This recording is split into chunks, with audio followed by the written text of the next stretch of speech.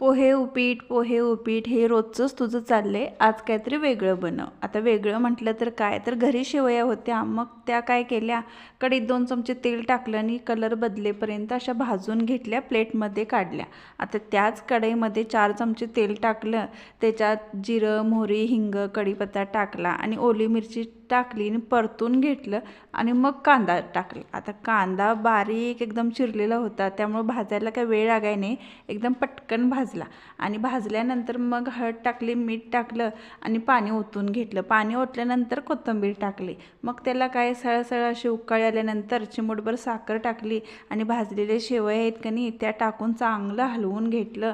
झाकण ठेवलं आणि थोडंसं वजन ठेवलं, स्लो गॅस केला 5 मिनिटासाठी. आणि 5 मिनिटांनी पाहताय काय, असा घरभर घमघमाट सुटलेला आणि छान असा आपला उपमा तयार झाला. चला पटकन खाऊन घ्या आणि चॅनलला सबस्क्राईब, व्हिडिओला